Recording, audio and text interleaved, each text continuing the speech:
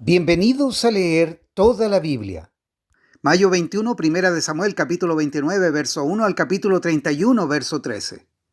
Todo el ejército filisteo se movilizó en Afec y los israelitas acamparon junto al manantial de Jezreel. Mientras los gobernantes filisteos dirigían a sus tropas en grupos de 100 y de 1000, David y sus hombres marcharon por la retaguardia con el rey Aquis. Pero los comandantes filisteos reclamaron: ¿Qué hacen aquí estos hebreos? Y Aquis les dijo: Este es David, el siervo de Saúl, rey de Israel. Él ha estado conmigo por años y no he encontrado en él ninguna falta desde que llegó hasta el día de hoy. Pero los comandantes filisteos se enojaron. Envíalo de vuelta a la ciudad que le diste, le exigieron. No puede ir con nosotros a la batalla. ¿Y si se vuelve contra nosotros durante la batalla y se convierte en nuestro adversario? ¿Qué mejor manera de reconciliarse con su amo que entregándole nuestras cabezas? ¿No es el mismo David por quien las mujeres de Israel cantan en sus danzas: Saúl mató a sus 1000 y David a sus 10,000? Así que Aquis finalmente mandó traer a David y le dijo: Juro por el Señor que has sido un aliado confiable. Pienso que debes ir conmigo a la batalla porque no he encontrado una sola falla en ti desde que llegaste hasta el día de hoy. Pero los demás gobernantes filisteos no quieren ni oír hablar del tema. Por favor, no los inquietes y regresa sin llamar la atención. ¿Qué he hecho para merecer esto?, preguntó David. ¿Qué ha encontrado en su siervo para que no pueda ir a pelear contra los enemigos de mi señor el rey? Pero Aquis insistió: En lo que a mí respecta, eres tan perfecto como un ángel de Dios. Pero los comandantes filisteos tienen miedo e insisten en que no los acompañen en la batalla. Ahora levántate temprano en la mañana y vete con tus hombres en cuanto amanezca. Entonces David y sus hombres regresaron a la tierra de los filisteos, mientras que el ejército filisteo avanzó hasta Jezreel. 3 días después, cuando David y sus hombres llegaron a su casa en la ciudad de Siclag, encontraron que los amalecitas habían asaltado el Negev y Siclag.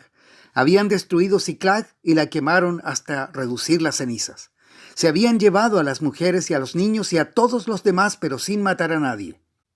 Cuando David y sus hombres vieron las ruinas y se dieron cuenta de lo que les había sucedido a sus familias, lloraron a más no poder. Las 2 esposas de David, Ahinoam de Jezreel y Abigail, la viuda de Nabal de Carmelo, estaban entre los que fueron capturados. David ahora se encontraba en gran peligro porque todos sus hombres estaban muy resentidos por haber perdido a sus hijos e hijas y comenzaron a hablar acerca de apedrearlo. Pero David encontró fuerzas en el Señor su Dios. Entonces le dijo a Abiatar el sacerdote: Tráeme el efod. Así que Abiatar lo trajo y David le preguntó al Señor: ¿Debo perseguir a esta banda de saqueadores? ¿Los atraparé? Y el Señor le dijo: Sí, persíguelos. Recuperarás todo lo que te han quitado. De modo que David y sus 600 hombres salieron y llegaron al arroyo de Besor. Pero 200 de ellos estaban demasiado cansados para cruzar el arroyo, por lo que David continuó la persecución con 400 hombres. En el camino encontraron a un egipcio en un campo y lo llevaron a David. Le dieron pan para comer y agua para beber. También le dieron parte de un pastel de higos y 2 racimos de pasas, porque no había comido ni bebido nada durante 3 días y 3 noches. Al poco tiempo recobró sus fuerzas. ¿A quién le perteneces y de dónde vienes?, le preguntó David. Soy egipcio, esclavo de una amalecita, respondió. Mi amo me abandonó hace 3 días porque yo estaba enfermo. Regresábamos de asaltar a los cereteos en el Negev, el territorio de Judá y la tierra de Caleb, y acabábamos de incendiar Siclag. ¿Me guiarás a esa banda de saqueadores?, preguntó David. El joven contestó: Si haces un juramento en el nombre de Dios que no me matarás ni me devolverás a mi amo, entonces te guiaré a ellos. Así que guió a David hasta los amalecitas y los encontraron dispersos por los campos, comiendo, bebiendo y bailando con alegría por el enorme botín que habían tomado de los filisteos y de la tierra de Judá. Entonces David y sus hombres se lanzaron contra ellos y los mataron durante toda la noche y durante todo el día siguiente hasta la tarde. Ninguno de los amalecitas escapó, excepto 400 jóvenes que huyeron en camellos. Así que David recuperó todo lo que los amalecitas habían tomado y rescató a sus 2 esposas. No faltaba nada, fuera grande o pequeño, hijo o hija, ni ninguna otra cosa que se habían llevado. David regresó con todo. También recuperó los rebaños y las manadas, y sus hombres los arrearon delante de los demás animales. Este botín le pertenece a David, dijeron. Luego David regresó al arroyo de Besor y se encontró con los 200 hombres que se habían quedado rezagados porque estaban demasiado cansados para seguir con él. Entonces salieron para encontrarse con David y con sus hombres, y David los saludó con alegría. Pero unos alborotadores entre los hombres de David dijeron: «Ellos no fueron con nosotros, así que no pueden tener nada del botín que recuperamos. Denles sus esposas e hijos y díganles que se vayan». Pero David dijo: «No, mis hermanos, no sean egoístas con lo que el Señor nos dio. Él nos protegió y nos ayudó a derrotar a la banda de saqueadores que nos atacó. ¿Quién les hará caso cuando hablan así? Compartiremos por partes iguales tanto con los que vayan a la batalla como con los que cuiden las pertenencias». A partir de entonces, David estableció este dicho como decreto y ordenanza en Israel, y hasta el día de hoy todavía se cumple. Cuando llegó a Siclac, David envió parte del botín a los ancianos de Judá, quienes eran sus amigos. «Esto es un regalo para ustedes», les dijo David, «tomado de los enemigos del Señor».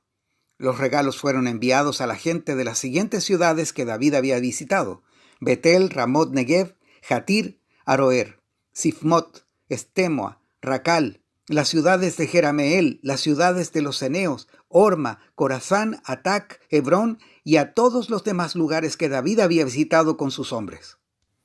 Ahora bien, los filisteos atacaron a Israel y los hombres de Israel huyeron ante ellos. Mataron a muchos en las laderas del monte Gilboa. Los filisteos cercaron a Saúl y a sus hijos y mataron a 3 de ellos, Jonatán, Abinadab y Malquisúa. La batalla se intensificó cerca de Saúl y los arqueros filisteos lo alcanzaron y lo hirieron gravemente. Con gemidos, Saúl le dijo a un escudero: «Toma tu espada y mátame antes de que estos filisteos paganos lleguen para atravesarme, burlarse de mí y torturarme». Pero su escudero tenía miedo y no quiso hacerlo. Entonces Saúl tomó su propia espada y se echó sobre ella. Cuando su escudero vio que Saúl estaba muerto, se echó sobre su propia espada y murió junto al rey. Así que Saúl, sus 3 hijos, su escudero y sus tropas murieron juntos en ese mismo día.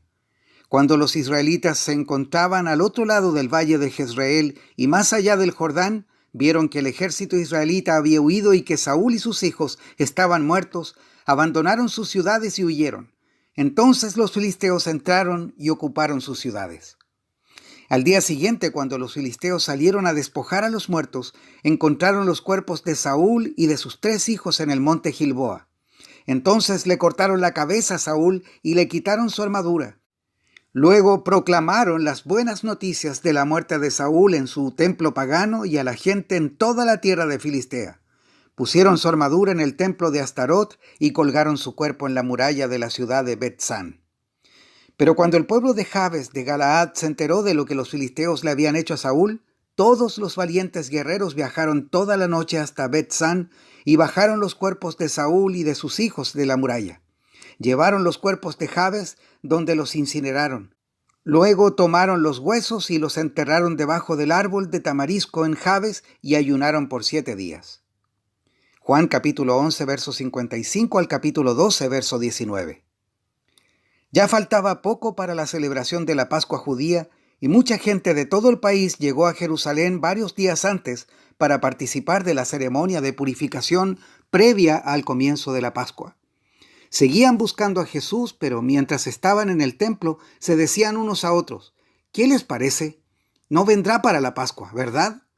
Mientras tanto, los principales sacerdotes y los fariseos habían dado órdenes públicamente de que cualquiera que viera a Jesús avisara enseguida para que ellos pudieran arrestarlo.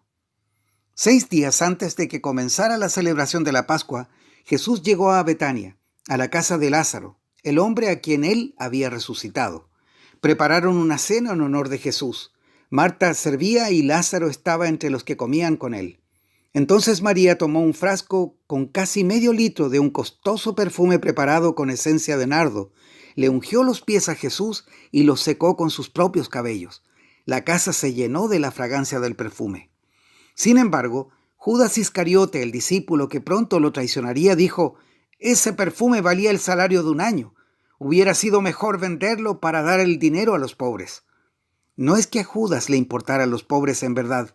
Era un ladrón y, como estaba a cargo del dinero de los discípulos, a menudo robaba una parte para él. Jesús respondió: «Déjala en paz. Esto lo hizo en preparación para mi entierro. Siempre habrá pobres entre ustedes, pero a mí no siempre me tendrán». Cuando todos los habitantes de esa región se enteraron de que Jesús había llegado, corrieron en la masa para verlo a él y también a Lázaro, el hombre al que Jesús había resucitado de los muertos. Entonces los principales sacerdotes decidieron matar a Lázaro también, ya que por causa de él muchos los habían abandonado a ellos y ahora creían en Jesús. Al día siguiente, la noticia de que Jesús iba camino a Jerusalén corrió por toda la ciudad. Una gran multitud de visitantes que habían venido para la Pascua tomaron ramas de palmera y salieron al camino para recibirlo. Gritaban: «¡Alabado sea Dios! ¡Bendiciones al que viene en el nombre del Señor! ¡Viva el Rey de Israel!». Jesús encontró un burrito y se montó en él. Así se cumplió la profecía que dice: «No temas, pueblo de Jerusalén. Mira, tu rey ya viene montado en la cría de una burra». Sus discípulos no entendieron en ese momento que se trataba del cumplimiento de la profecía. Solo después de que Jesús entró en su gloria se acordaron de lo sucedido y se dieron cuenta de que esas cosas se habían escrito acerca de él. Muchos de la multitud habían estado presentes cuando Jesús llamó a Lázaro de la tumba y lo resucitó de los muertos, y se lo habían contado a otros. Por eso tantos salieron a recibir a Jesús, porque habían oído de esa señal milagrosa. Entonces los fariseos se dijeron unos a otros: «Ya no hay nada que podamos hacer. Miren, todo el mundo se va tras él». Salmos 118, versos 1 al 18. Den gracias al Señor porque Él es bueno. Su fiel amor perdura para siempre. Que todo Israel repita: su fiel amor perdura para siempre. Que los descendientes de Aarón, los sacerdotes, repitan: su fiel amor perdura para siempre. Que todos los que temen al Señor repitan: su fiel amor perdura para siempre. En mi angustia oré al Señor, y el Señor me respondió y me liberó. El Señor está de mi parte, por tanto no temeré. ¿Qué me puede hacer un simple mortal? Así es, el Señor está de mi parte, Él me ayudará. Miraré triunfante a los que me odian. Es mejor refugiarse en el Señor que confiar en la gente. Es mejor refugiarse en el Señor que confiar en príncipes. Aunque me rodearon naciones hostiles, las destruí a todas con la autoridad del Señor. Así fue, me rodearon y me atacaron, pero las destruí a todas con la autoridad del Señor. Me rodearon como un enjambre de abejas, se enardecieron contra mí como un fuego crepitante, pero las destruí a todas con la autoridad del Señor. Mis enemigos hicieron todo lo posible para matarme, pero el Señor me rescató. El Señor es mi fuerza y mi canción me ha dado la victoria.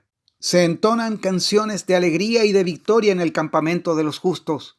El fuerte brazo derecho del Señor ha hecho proezas gloriosas. El fuerte brazo derecho del Señor se levanta triunfante. El fuerte brazo del Señor ha hecho proezas gloriosas. No moriré, sino que viviré para contar lo que hizo el Señor. El Señor me castigó severamente, pero no me dejó morir. Proverbios 15, versos 24 al 26. Para los sabios el camino de la vida avanza hacia arriba. Ellos dejan la tumba atrás. El Señor derriba la casa de los orgullosos, pero protege la propiedad de las viudas. El Señor detesta los planes perversos, pero se deleita en las palabras puras. Hasta aquí la lectura de hoy.